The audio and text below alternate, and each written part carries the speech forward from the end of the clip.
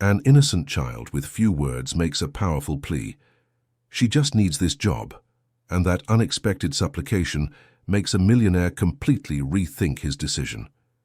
If you like moving stories, subscribe to the channel and tell us where you're listening from. Continuing. The Tuesday morning dawned grey over London, with that fine drizzle that seems not to wet, but penetrates the bones of those who forget their umbrella. On the 23rd floor of a mirrored glass building in the Canary Wharf district, Richard Miller observed the city below with the same coldness with which he analysed performance spreadsheets. At 42, he had reached the top of the corporate pyramid of Miller & Associates, one of the largest business consulting firms in the nation. His name was pronounced with reverence in executive circles and with a certain apprehension by employees on the lower floors. Richard was not cruel for pleasure, but firmly believed that sentiments had no place in the world of business.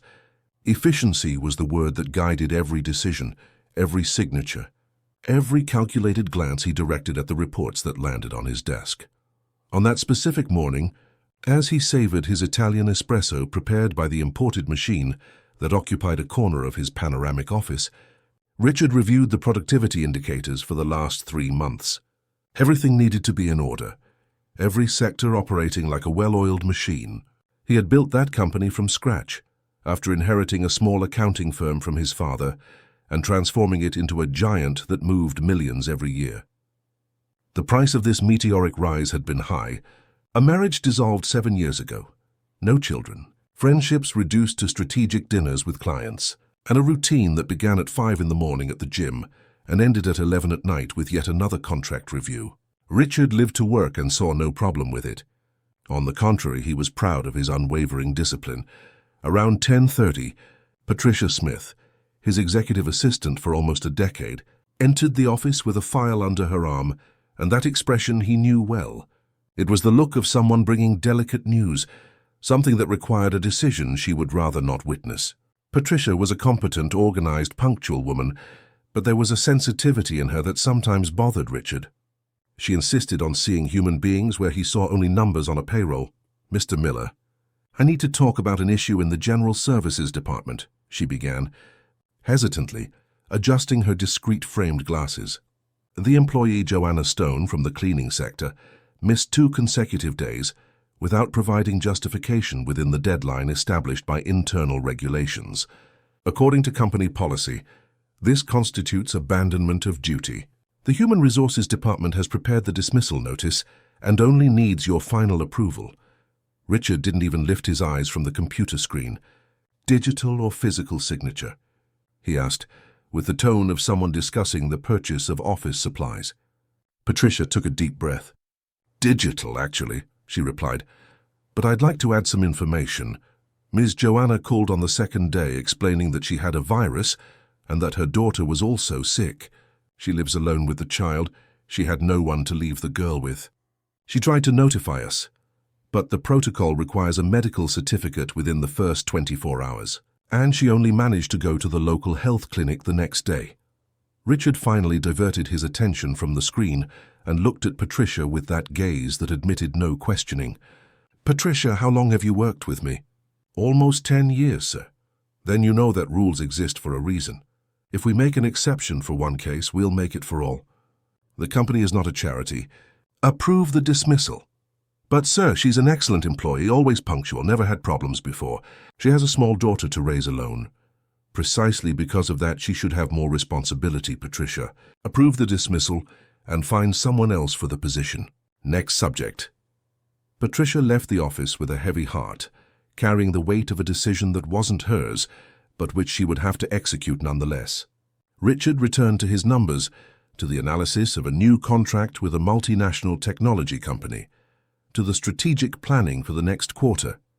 Joanna Stone, her difficulties, her daughter, all of it had already been filed away in the mental drawer of resolved issues. He had important meetings, unpostponable commitments, a lunch with investors at 1 o'clock.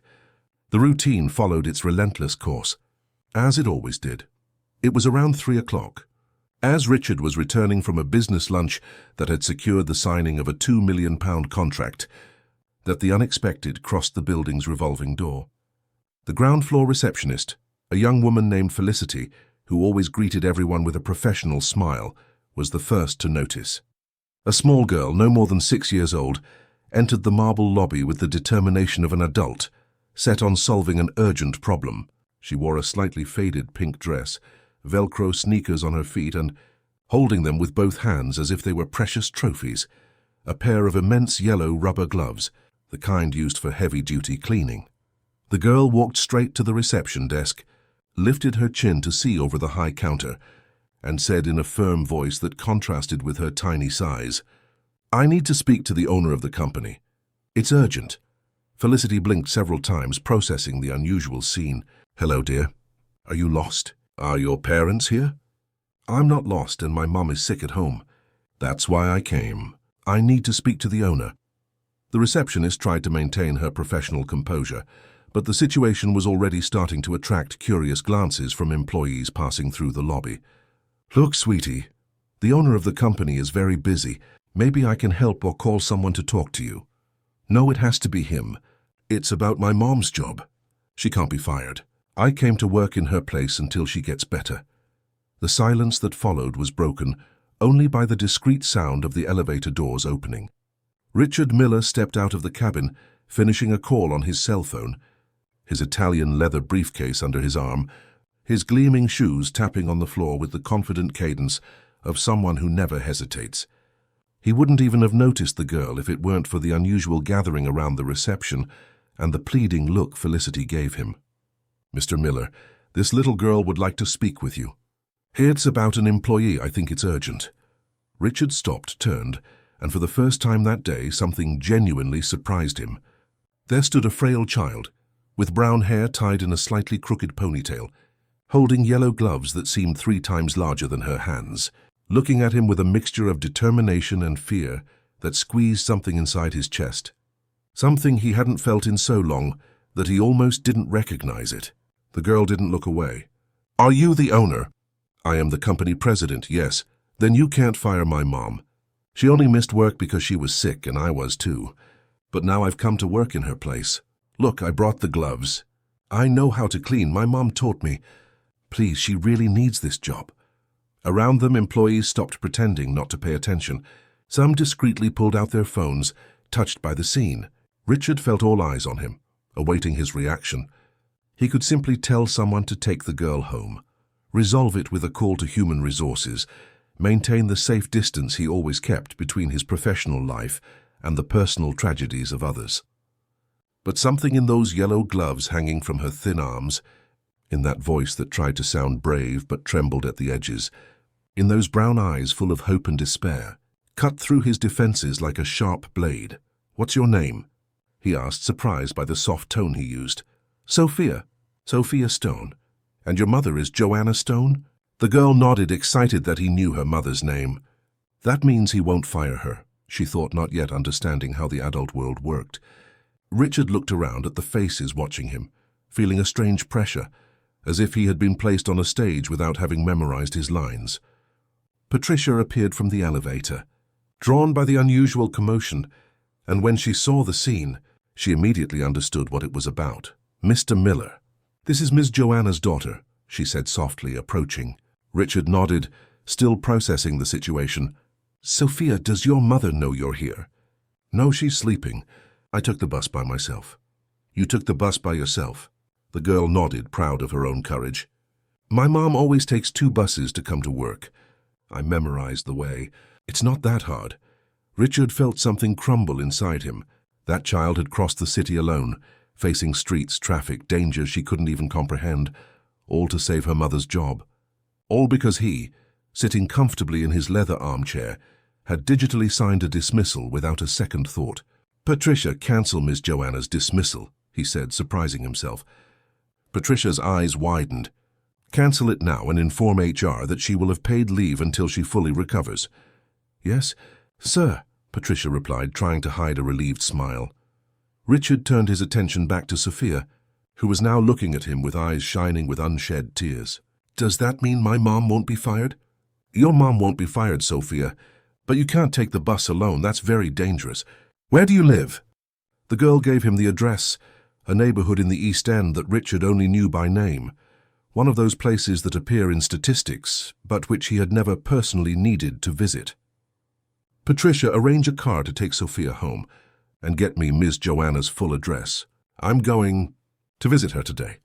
The entire lobby seemed to sigh in relief. Sophia dropped the yellow gloves on the counter, and in a childish impulse no one expected, ran and hugged Richard's legs with all the strength her little arms allowed. "Thank you, Uncle, thank you so much. My Mom will be so happy." Richard was paralyzed for a second, unsure how to react to a hug he hadn't received in years, to such pure gratitude that came without ulterior motives or hidden interests. Slowly, almost hesitantly, he placed his hand on the girl's head, in an awkward gesture of someone who no longer knew how to show affection. As Sophia was driven back home in the company car, Richard went up to his office with heavier legs than when he had descended. He sat in his armchair, looked out the window at the city stretching as far as the eye could see, and for the first time in many years, he wondered what exactly he had built with so much sacrifice. Financial success, professional respect, a solid reputation, all of that he had. But when was the last time someone had hugged him with sincere gratitude? When was the last time a decision of his had made someone genuinely happy and not just richer? The rest of the afternoon passed in a blur of automatic meetings, mechanical responses, thoughtless signatures. Richard's mind was elsewhere. In an East End neighborhood he couldn't even properly locate on a map, in a house where a sick woman and a brave girl with yellow gloves too big for her hands lived. At 6 o'clock, when he would normally still be immersed in work for another 3 or 4 hours, he shut down his computer, grabbed his car keys, and told Patricia he was leaving early. She looked at him as if she had seen a ghost. In 10 years, that had never happened. Richard drove through the congested streets of London with the address noted on his GPS, crossing a city he thought he knew, but which, the further he moved from the planned neighborhoods and wide avenues, seemed stranger and more distant. The houses became simpler, the streets narrower, the asphalt giving way to uneven cobblestones. When he finally arrived at 234 Acacia Avenue, it was almost night. The house was small, painted a faded yellow with a front window protected by bars and a small iron gate that creaked when opened. He rang the improvised doorbell, a small bell tied with wire, and waited. Hasty footsteps approached.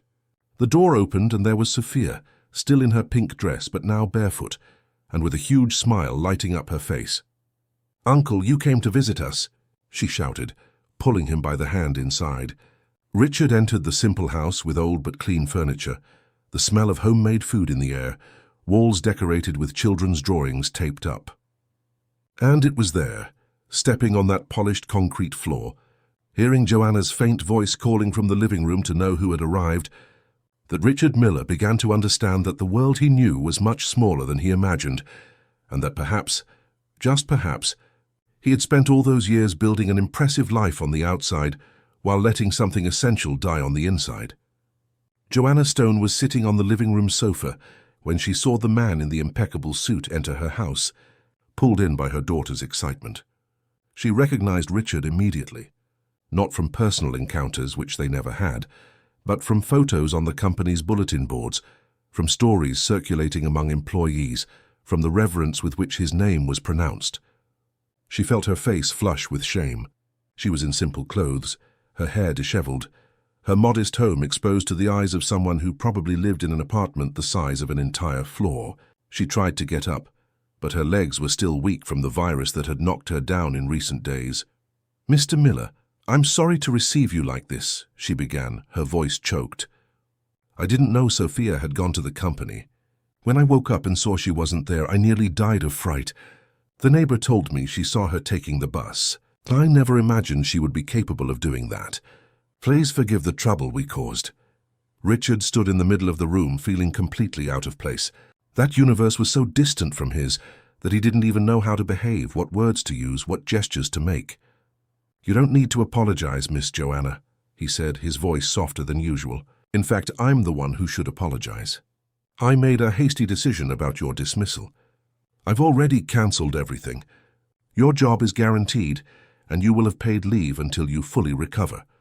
Joanna brought her hands to her face, and tears came unbidden. They were tears of relief, of gratitude, of an immense weight being lifted from her shoulders. Sophia ran to her mother and hugged her, saying softly that everything was fine now, that Uncle had come to fix everything. Richard remained standing, unsure whether he should stay or leave, until Joanna, wiping her tears, gestured for him to sit down. "Please stay a little while. I'll make some coffee. It's the least I can offer after everything." "You don't need to bother, Miss Joanna. It's not a bother, it's gratitude. And please, just call me Joanna. Sophia, go get the biscuits Aunt Martha brought yesterday." Richard found himself sitting on that worn but clean fabric sofa, surrounded by a simplicity that contrasted violently with the minimalist luxury of his Kensington apartment. On the coffee table were old magazines, Sophia's drawing book full of colourful flowers and houses with smoking chimneys. On the wall a small crucifix and a framed photo of Joanna with baby Sophia both smiling. There was no flat-screen TV, no imported sound system, no abstract works of art. But there was life there, a palpable human presence that his four-bedroom house never had. Joanna returned from the kitchen with a tray, 3 cups of coffee, and a plate of homemade biscuits. "Sit here next to me, Sophia," she said, settling her daughter beside her. Richard took the cup, took a sip, and was surprised. It was strong, well-brewed coffee, with that taste of freshly filtered coffee he hadn't experienced since childhood, when he visited his grandmother in the countryside. "Every day I drink special coffee from an Italian machine," he thought, "and it doesn't have the taste of welcome that this simple coffee has." Joanna began to tell her story, not because he asked, but because she felt she needed to explain, to fill the strange silence that hung between a millionaire executive and an indebted cleaner. She recounted how she had separated from her husband 3 years ago, that he drank and became aggressive, and that one day she took Sophia and left home with only a suitcase of clothes.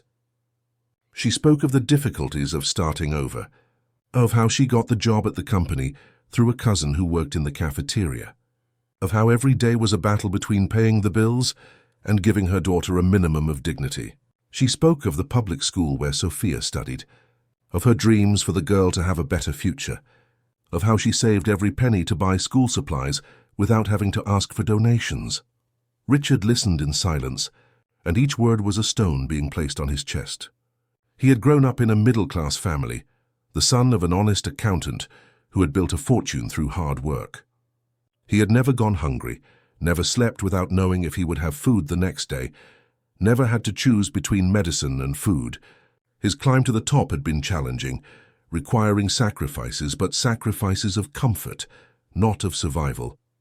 There, in that small room, he was facing a reality he had always known existed, but had never looked in the eye. "And you, Mr. Miller?"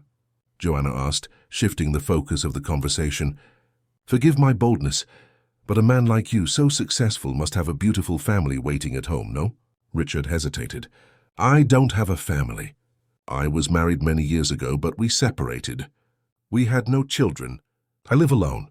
So it's just work?" "It always has been," he replied, and for the first time he felt the weight of that statement as a confession of defeat, not of pride. Sophia, who had been quiet until then, fiddling with the biscuits, looked at Richard with that disconcerting frankness of children. "Don't you get sad living alone? Do you sometimes cry?" Richard swallowed hard. The question was simple, but it cut deep. "I keep myself busy, Sophia. I work a lot. My mom says working is good, but that we need someone to hug when we're sad." "Do you have someone to hug?" "No," Richard admitted, and the word came out softer than he intended. "Then you can come hug us when you're sad," the girl said with the naturalness of someone offering a glass of water to a thirsty person. Joanna smiled, embarrassed. "Sophia, don't bother Mr. Miller. He has many important things to do." "But, Mom, hugging is important too. My teacher said hugs heal the heart." Richard felt something break inside him. He stood up, thanked them for the coffee, said he needed to go, but that he would come back to see how Joanna was recovering. Joanna insisted he didn't need to, that he had already done too much, but he said he insisted. In truth, he himself didn't understand why he insisted. He only knew that upon leaving that yellow house and getting into his imported car, he felt emptier than when he had arrived. The following days were strange for Richard.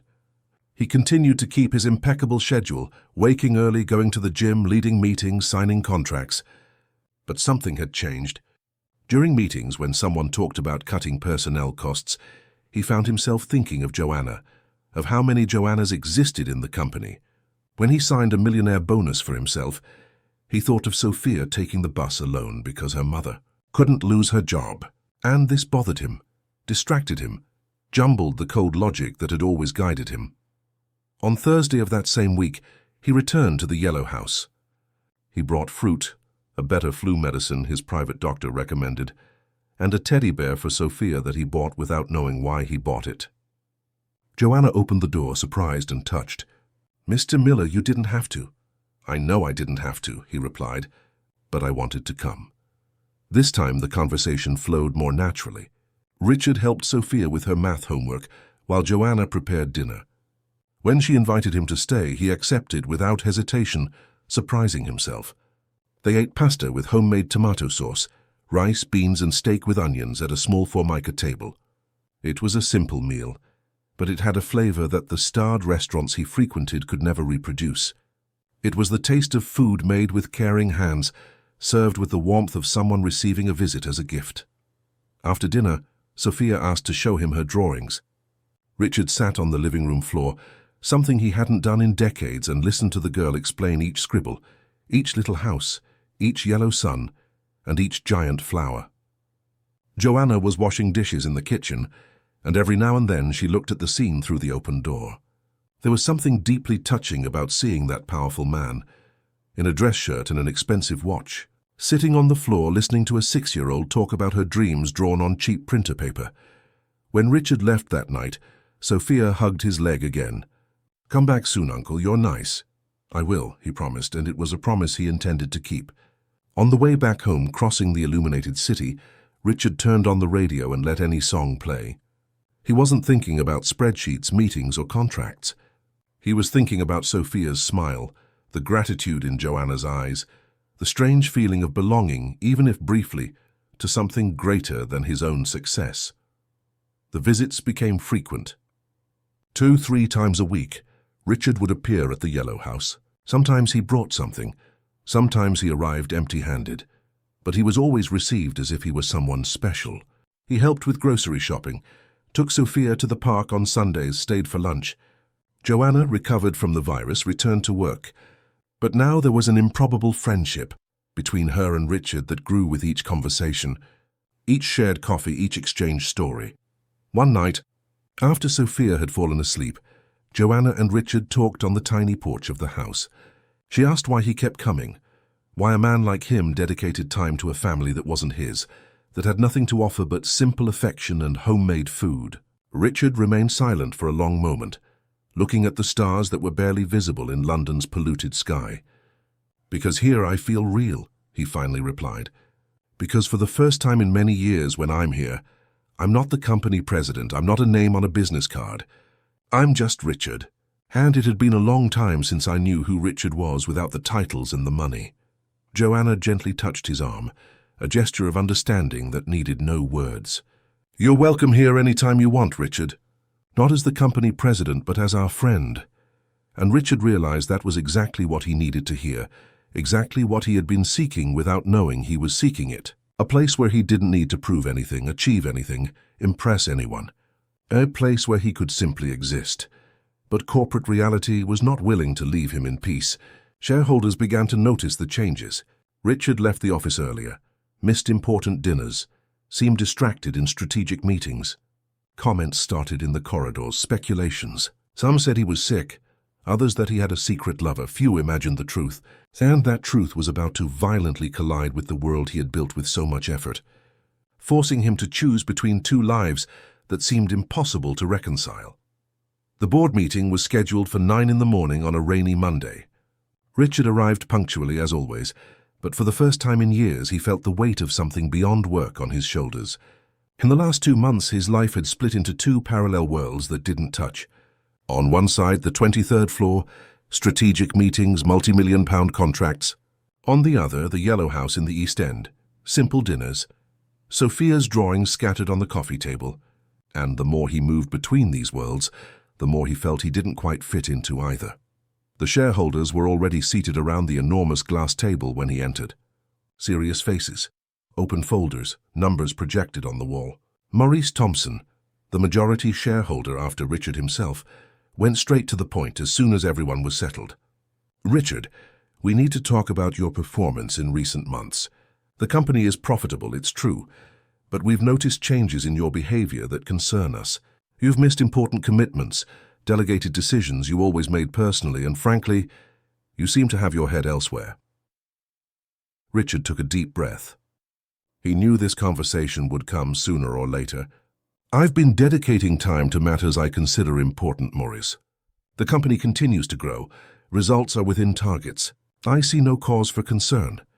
"But we do, Richard," interjected Claudia Davies, another influential shareholder. "Your absence from dinners with strategic clients has been noted. Ask yourself, when was the last time you attended a networking event? When was the last time you played golf with investors? You were always obsessed with every detail of this company, and now it seems you're letting things run wild." Richard felt irritation rise, but he controlled himself. "Are you complaining about my methods or my results? Because the results remain excellent." "We're complaining about your lack of commitment, Richard." Maurice slammed his hand on the table. "And there's another issue. We've received proposals from 3 companies interested in a merger. These are opportunities that could multiply our assets, but they require quick decisions and aggressive negotiations. We need the Richard who built this empire, not a diluted version of him who prefers to leave at 6 in the evening like a common employee." The words hurt more than Richard expected. Not because they were unfair, but because they carried a truth that he himself was still processing. He was no longer the same man who had built that company. Something fundamental had changed within him, and there was no turning back. "I will analyze the merger proposals," he said, ending the meeting with a tone that allowed no further discussion. "But let one thing be clear. I still run this company, and my decisions will not be questioned by anyone. You may leave." The shareholders left grumbling, exchanging worried glances. Patricia entered immediately afterward with more documents. "Mr. Miller, there's also the issue of the Manchester branch. The numbers aren't good. It's been operating at a loss for 3 quarters. The board recommends closing it. 140 employees would be laid off." Richard took the report, flipped through the pages full of declining charts and financial analyses. 3 months ago, he would have signed the closure without batting an eye. Loss was loss and sentiments didn't pay bills. But now, looking at those numbers, he saw people. He saw Joanna's, Sophia's families depending on those jobs to survive. How much time do they have if we don't close now? Patricia consulted the documents. According to projections, perhaps another year if we implement recovery measures, but with no guarantees. And if we implement the measures? We lose money for another year, but there's a chance to turn things around. "Richard, you never gambled on chances, you always gambled on certainties." She was right, and they both knew it. But something inside him refused to sign that death sentence for 140 families. "Postpone the decision for a month," he ordered. "I want a detailed recovery plan before closing anything." "But sir, the board has already approved it." "I haven't approved it, and this is still my company. Prepare the plan." Patricia left without fully understanding what was happening with her boss, but relieved nonetheless. Richard was left alone in the office, looking out the window at the city below, feeling divided between 2 different men inhabiting the same body. That night, he went straight to the Yellow House. He didn't even go home to change clothes, nor did he announce he was coming. He simply drove there as if that place were a refuge, a safe harbor in the midst of the storm brewing in his professional life. When Joanna opened the door and saw the tired expression on his face, she didn't need to ask anything. "Come in, Richard. I'll make some coffee." Sophia was doing her homework at the kitchen table. When she saw Richard, she dropped her pencil and ran to hug him. "Uncle, you took a long time to come. I thought you'd forgotten about us." "I'd never forget you," he said, hugging the girl with a tenderness that surprised him less and less each time. Joanna served the coffee and sat beside him while Sophia returned to her English exercises. "Do you want to talk about what's bothering you?" she asked softly. Richard hesitated but then began to speak. He talked about the pressure from the shareholders, about the demands, about the decision he needed to make regarding the Manchester branch. He spoke of the internal conflict he was experiencing, of how things that were once simple now seemed complex, of how he could no longer make certain decisions. Without thinking about the people who would be affected, Joanna listened in silence, and when he finished, she placed her hand over his. "Richard, you're becoming a better human being. That scares you because you spent so long believing that being tough was being strong. But real strength is having the courage to change, to admit you were wrong, to choose your heart even when your head says otherwise." She made it sound simple, but Richard knew it wasn't. Changing meant disappointing people who trusted the old version of him. It meant perhaps losing money, losing power, losing the respect he had earned. But when he looked at Sophia doing her homework, biting her lip in concentration, he knew he couldn't go back to being who he was before. The following weeks were turbulent. Richard implemented changes in the company that caused shock among the directors.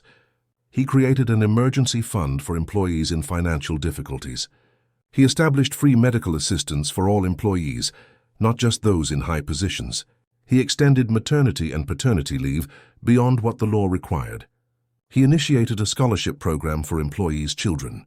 Each measure was met with resistance from the board, but Richard stood firm, using his authority as president to implement what he believed was right. Maurice called him for a private conversation one Friday afternoon. "Richard, you're making a mistake. You're turning a company into a charity. The numbers will start to fall, and when that happens, no sentimentality will save anyone." Richard looked at the man who had been his partner for over a decade. "Maurice, have you ever gone hungry?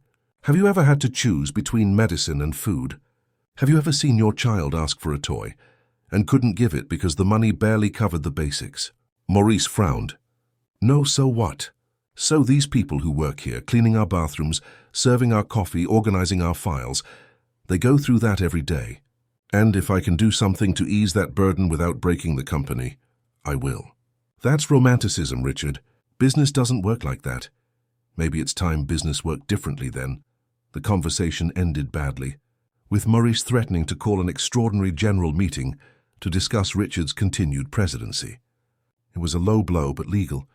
If he could gather enough support from the other shareholders, he could indeed remove Richard from the leadership of the company he himself had built. Richard left that meeting with a weight in his chest, but also with a strange clarity. If losing the company was the price of maintaining his humanity, then so be it. That night he did not go to the Yellow House. He stayed at the office late, reviewing documents, preparing defenses, calculating scenarios. But around 10 o'clock, his cell phone rang. It was Joanna. "Richard, where are you?" "Sophia is worried. She said she felt you were sad." "I'm at the office solving problems." "Problems you can't solve alone. You might need help, you know. It's not weakness to ask for help." Richard felt his eyes sting. How long had it been since anyone genuinely worried about him? How long since someone called not to talk business, but just to know if he was okay? "I'm coming over," Joanna said, determined. "It's not safe for you to stay there alone brooding over problems. I'll get a ride-sharing car." "You don't have to, Joanna." "Yes, I do. You were here for us when we needed you. Now it's our turn." Half an hour later, Joanna arrived at the building. The night security guard, accustomed to seeing only executives and cleaning staff, found it strange for this simple woman to ask to go up to the 23rd floor. But when she said she was Mr. Miller's visitor, he let her pass. Richard opened the office door, and there she was, with a tired but welcoming smile, carrying a meal container. "I brought food. I bet you haven't had dinner." Richard hadn't had dinner indeed. They ate there in that luxurious office, sitting on the leather sofa with the city illuminated below. And as they ate the rice with chicken that Joanna had made, Richard told her everything.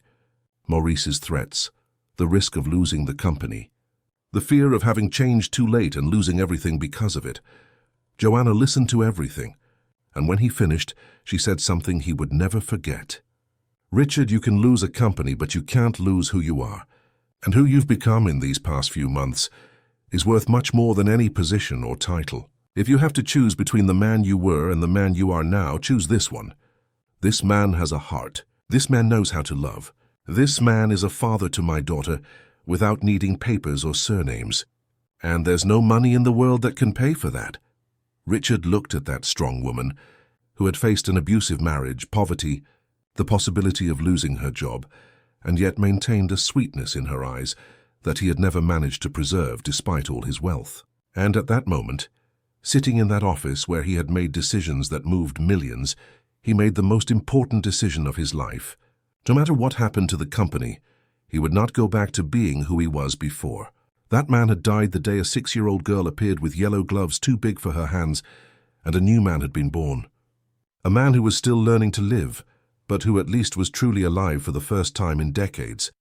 The extraordinary general meeting was scheduled for a Tuesday afternoon.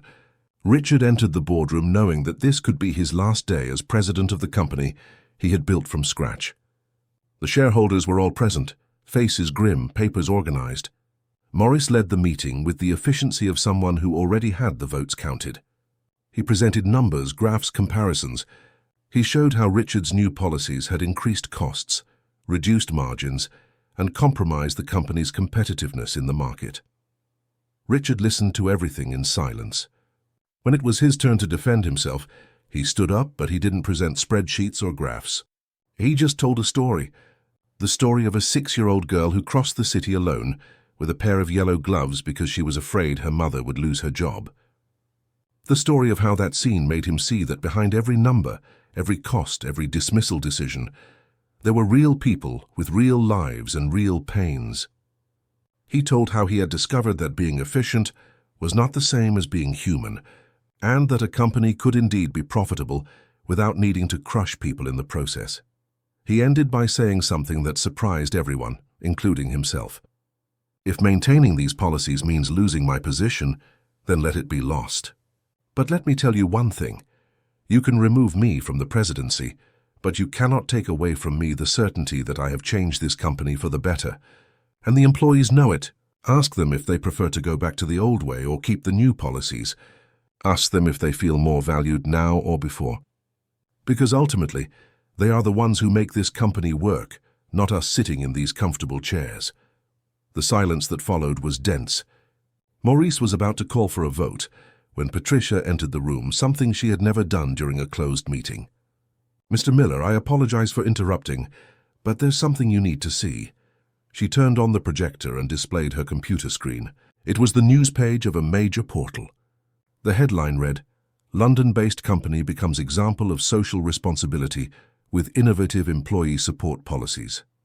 The article detailed the changes implemented by Richard, interviewed emotional employees who spoke of the difference it had made in their lives, and showed Sophia and Joanna in their home talking about how it all began.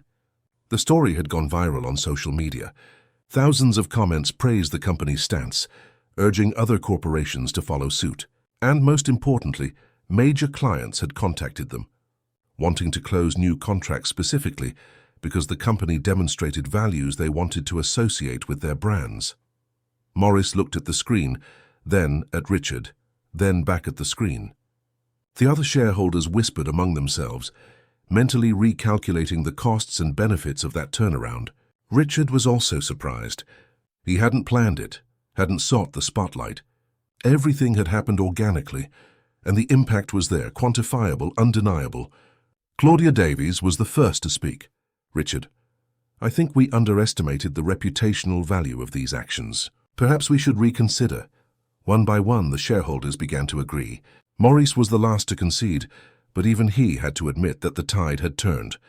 The vote was suspended, Richard would keep his post, and the policies would not only be maintained but expanded. When he left that room, Richard did not feel triumph. He felt relief and a deep exhaustion, as if he had carried an enormous weight for too long. Patricia was waiting outside, smiling. "Congratulations, Mr. Miller, or should I say thank you?" "Thank you for what?" "For reminding me that I also worked for a company that had forgotten to be human. You changed more than internal policies. You changed the way people here see themselves and each other." That night, Richard went to the Yellow House as he always did, but this time he carried with him a decision that had slowly matured over the past few months. Joanna was preparing dinner while Sophia watched cartoons on the sofa. When she saw him arrive, the girl jumped up and ran to hug him as she always did. But this time Richard knelt in front of her, meeting her gaze, and held her little hands carefully. "Sophia, can I ask you a question?" "Yes, Uncle, you can. What do you think about me being your real dad?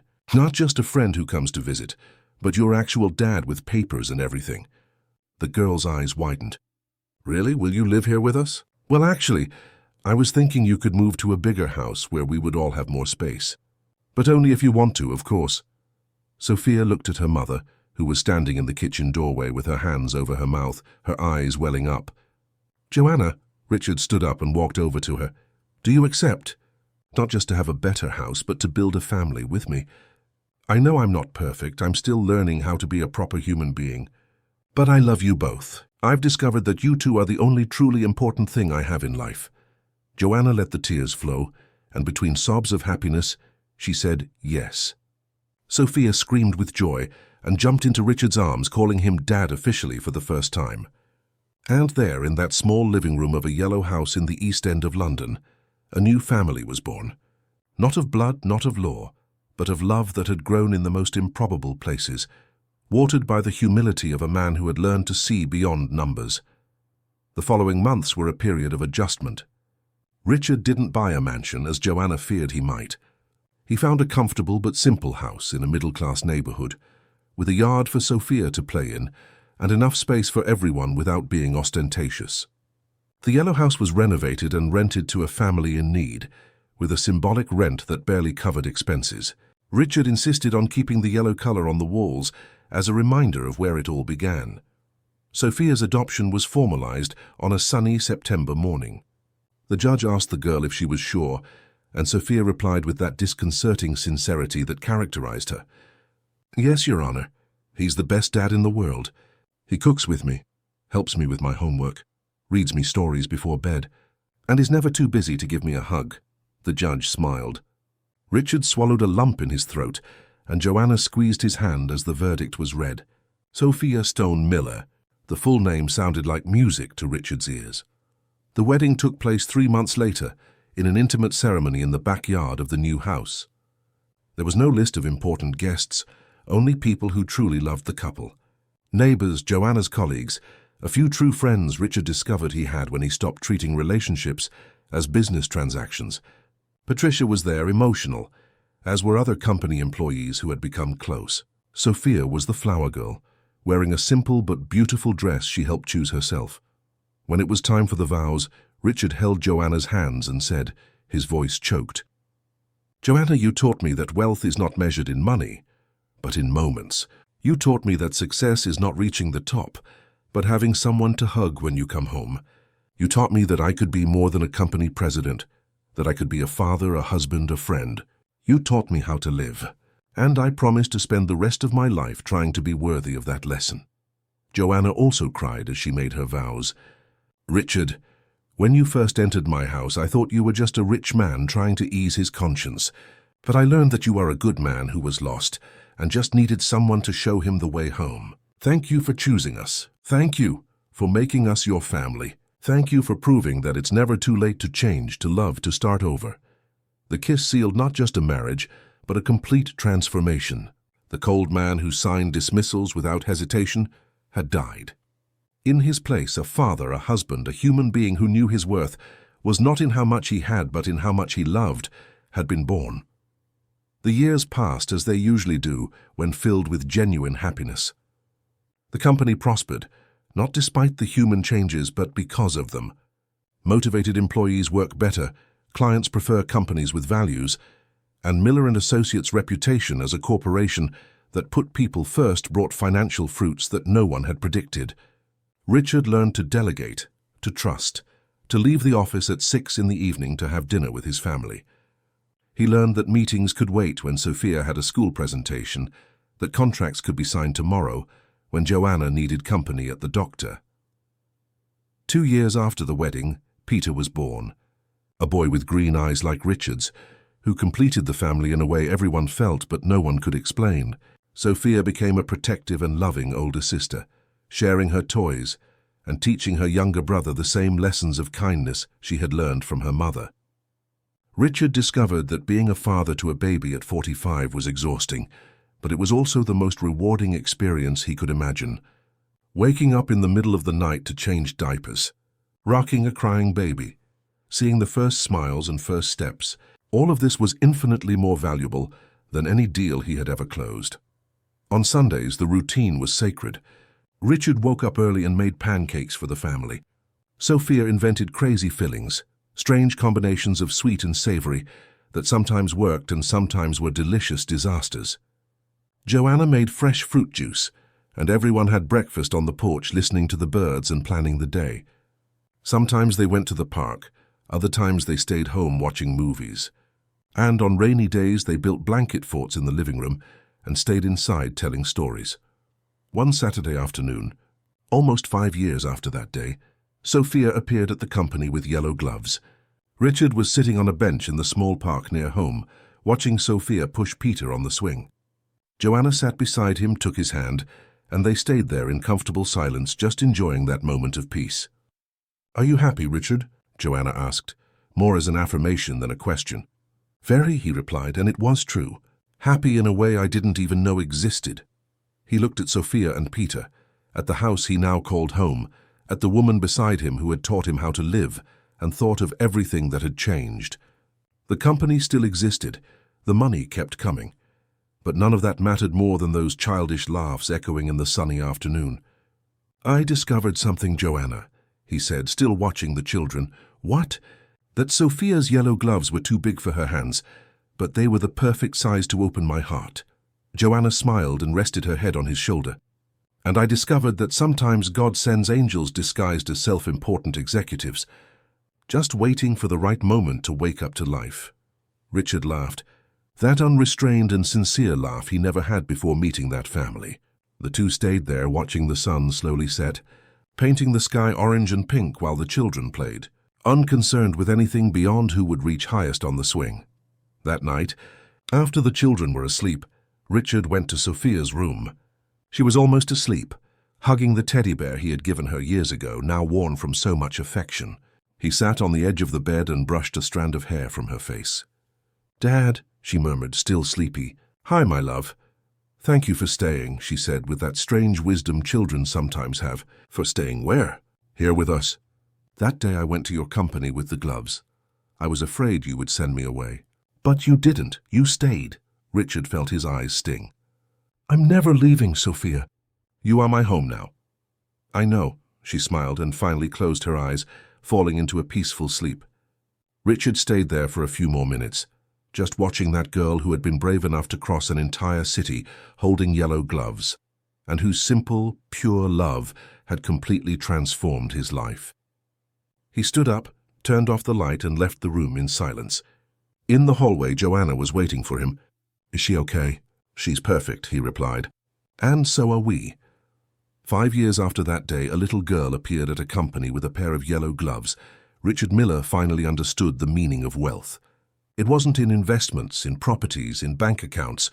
It was in the hugs before bed, in Sunday pancakes, in shared laughter, in wiped tears, in the simple moments that form a real life. It was in having learned that sometimes the greatest transformation comes from the smallest gestures, and that it's never too late to wake from the slumber of indifference and start living with an open heart. And so, with the yellow gloves kept in a special box in the closet as a reminder of where it all began, Richard slept that night beside the woman he loved, under the same roof that sheltered his children, knowing that he had finally found what he was looking for, without knowing he was looking. He had found his humanity. He had found love. He had found a home, and that truly was the greatest fortune anyone could accumulate.